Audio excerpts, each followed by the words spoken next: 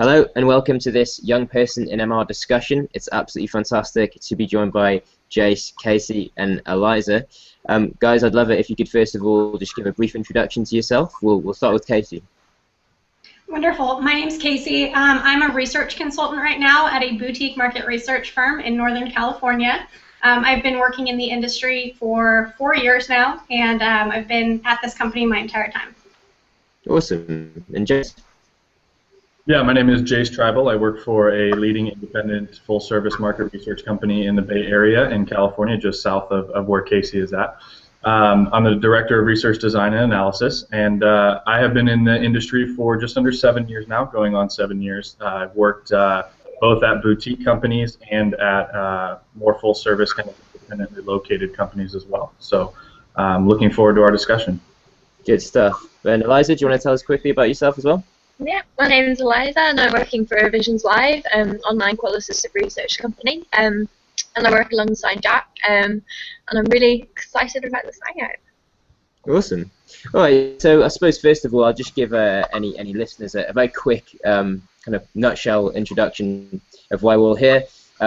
We all work within market research. We've noticed that there's a lack of millennials and young people, and I suppose essentially we want to talk about why. So I suppose I'll open the discussion in a broad sense. I want to know, Jayce, we'll ask you first of all, what do you see as the main barriers for young people in market research, barriers for entry? Yeah, you know, Jack and Eliza, we talked about this a little bit in our initial discussions, and I think you know, one of the main barriers is really just visibility. I think that market research is not the sexiest of the marketing trades. It's not the best when it comes to advertising and things of that sort.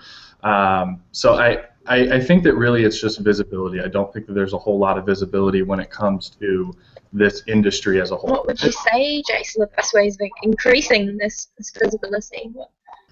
Yeah, I mean, it starts really at the ground level. I think that conferences are great. I think that once you get into the industry, there's a plethora of information that you can subscribe to and that you can hunt out both push and pull fashions. I think that really it starts at the ground level in the universities and the colleges, and just around outside of our industry. We're not very visible outside of the industry, and it's great that we are visible in our industry, but outside of our industry, there isn't a lot of education. There isn't a lot of courses that are specific to market research, and I think that that's because of maybe the you guys have already kind of come to this conclusion. It might be due to the insider knowledge. Really this is a very confined and closed ecosystem of market research. Starting, beginning, middle, and end are all within one process, and then those findings go and feed other processes rather than the actual studies themselves or the actual methodologies or some of the more granular details. And so I think that if those were brought to light a little bit more in the universities and the colleges, we might get a little bit more exposure there. Would you agree with Jay's case? Did you feel it's just mainly the visibility? If the industry was more visible, it would be a great way of connecting. Very much so. I think that through our coursework, we're taught to look at professions like finance and more of sort of the corporate side of things too, to build off of what Jay said. I feel like there's a lot more focus on working directly for a company because these services are more in-house. And so I think that market research as an industry, the side of too, is receiving less interest because it doesn't have that big brand name to put on your resume that a lot of students look for as they leave college, and they want that first job, that stepping stone to kickstart their career. That's an interesting point. So you think maybe that it's perhaps the image of market research that isn't appealing to students, and they don't see these big brands associated with market research. Is that, have I interpreted you correctly there, Casey?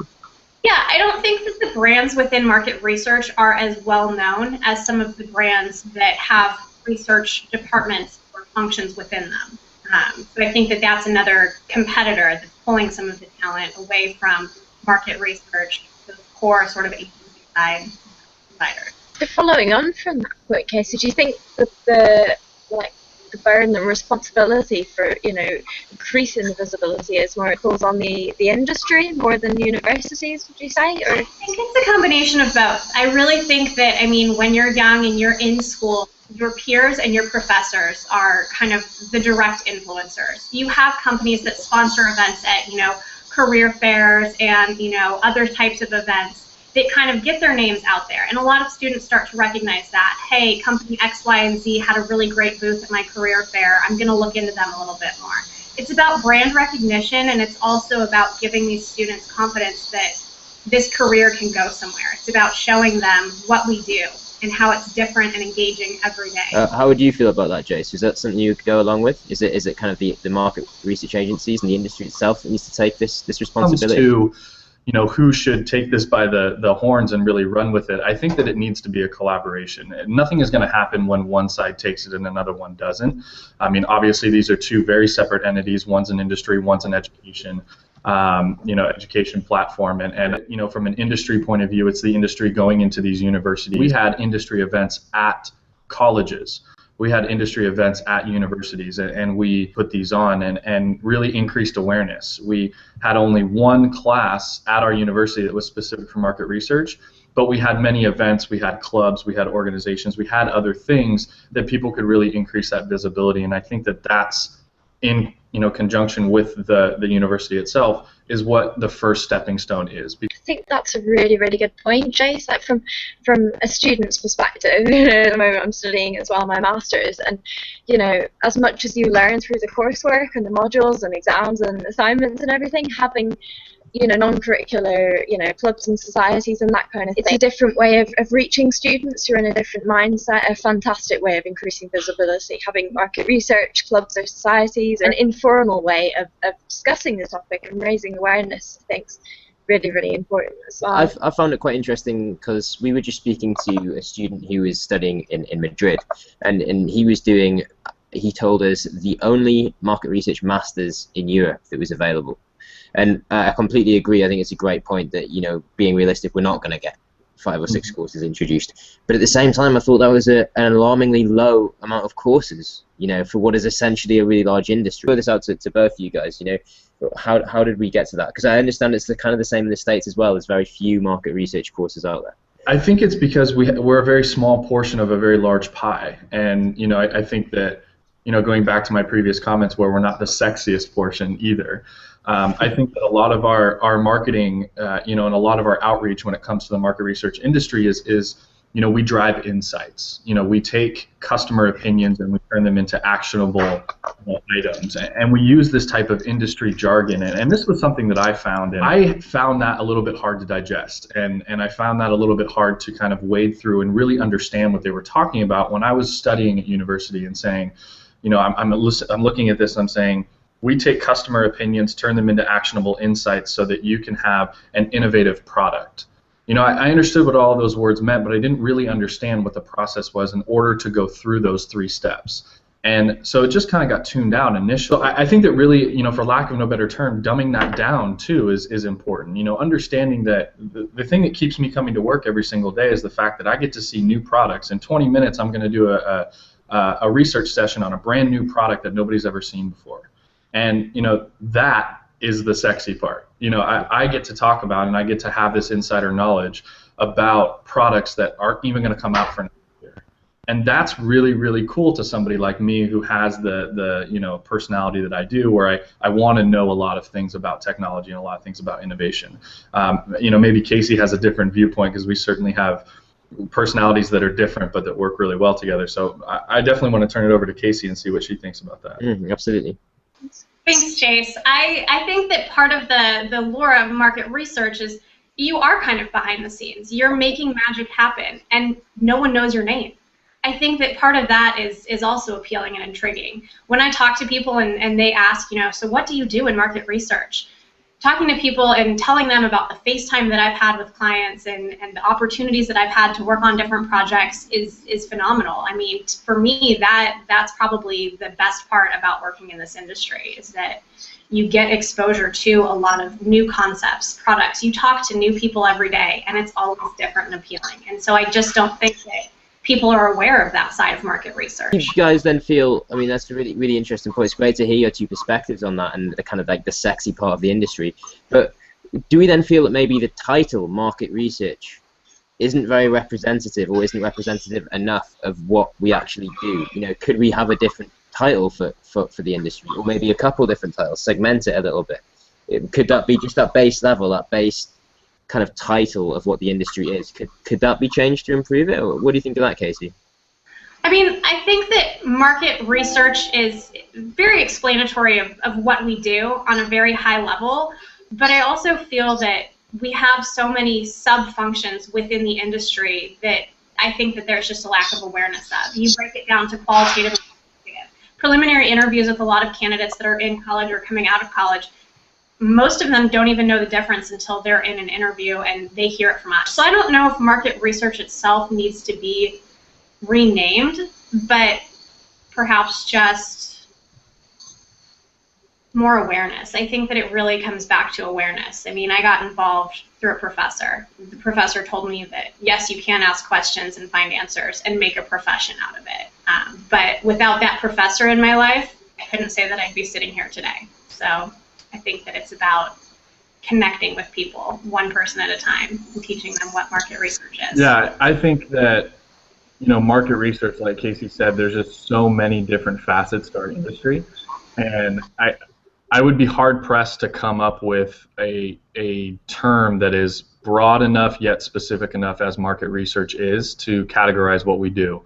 And it's tough to ask people who are in the industry because we're so ingrained about what market research is. And you know, there's this thought that the curse of knowledge is what they call it, and it's the idea of once you learn something, you can't unknow what that piece of information is. And so us in the industry, knowing the different facets, it's very hard for us to step outside of that and say, you know, we should name it this because that covers everything as more descriptive for somebody outside the industry. So maybe that's better answered by somebody who's, you know, not as knowledgeable as industry professionals. However, you know, Casey has a good point that there are so many facets. There are, you know, the qualitative and the quantitative. There's the data collection, and there's the you know, turning customer opinions into something. There's the you know, online surveys versus the usability testing. There's methodologies. I mean, there's so many different things in here that, you know, people really only see the turning opinions into actionable items. So again, creating that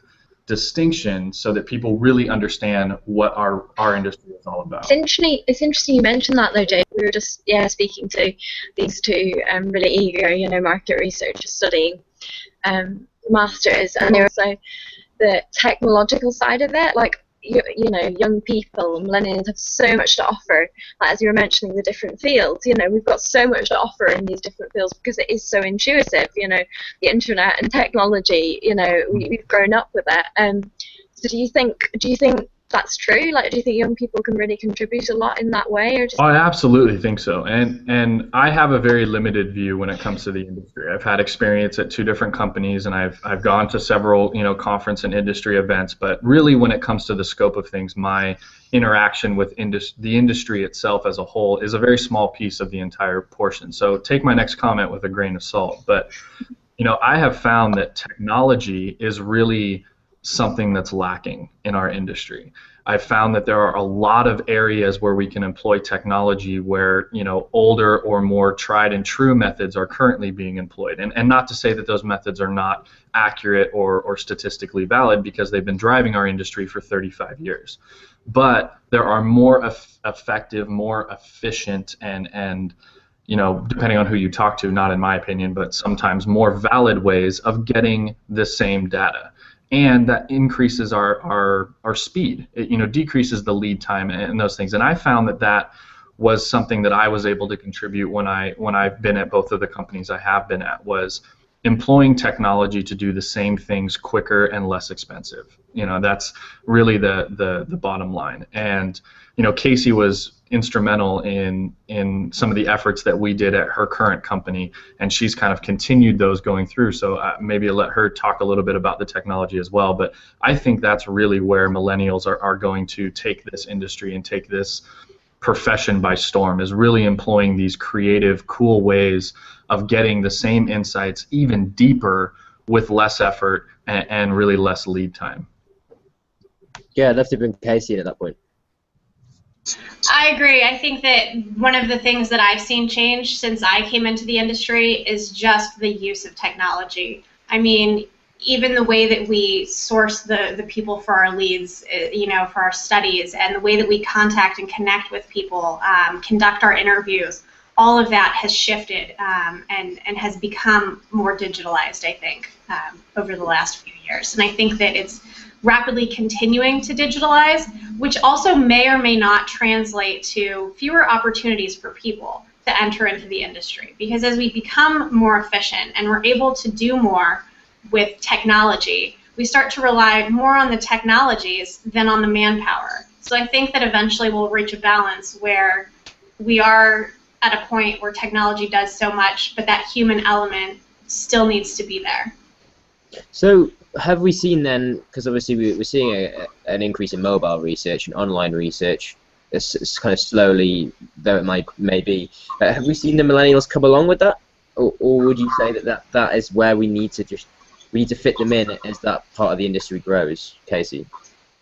You know, I think that technology is both kind of a natural thing for the younger generations, but it's also something that we're being thrown into in piece, because some of the older generations maybe don't have the time to invest in learning these technologies right offhand. Maybe they want us to do sort of the preliminary research and use what we know and how we use things to sort of build to their knowledge and see if it is even something that can be used within, you know, market research. I was just thinking about, Jack, you had mentioned this idea of you know, of the shift in the industry, going more mobile, going more online. And I was just thinking that this might be a really, really, you know, great thing to market to younger millennials, because, you know, even our generation didn't have smartphones when we were kids. So we didn't grow up on smartphones, but we learned to adapt our lifestyle to smartphones when it came to, you know, our teenage years and our early 20s. But the generation before us actually has to learn the ins and outs and the facets of smartphones, and has to learn how people use them, because, you know, they really have to put time and effort into that. I think that there's an opportunity for a millennial to come in and say, look, I really have a very solid foundation already of knowledge about this technology, so developing new products or understanding the consumer of this technology is as simple as looking inside myself. Whereas somebody from another generation has to say, okay, I need to study that consumer a little bit more and understand what that consumer is all about. So really, when you think about it, that learning curve is drastically reduced for a millennial when it comes to our industry moving more online, technology and mobile focused. But that's not being communicated to people. It's essentially saying, look, you don't have to learn so much. This is just you being yourself and understanding people like you. Who wouldn't want to go into an industry where they get paid to understand who they actually are, right? I think that's something to communicate. You guys felt that obviously we were all saying that we fell into the industry. Do you think this is a new trend, people just falling in, and has it always been the case that there is this lack of young graduates? Was it the same when you were entering the industry, Jayce? Absolutely. When I took my market research class, my fiance and I were the only two people out of a class of 38 that had any idea what the word market or the word research together meant. So I think that goes back to our earlier conversation about visibility, and I think that that's always been an issue. Casey said it perfectly earlier. We're behind the scenes and nobody knows our name.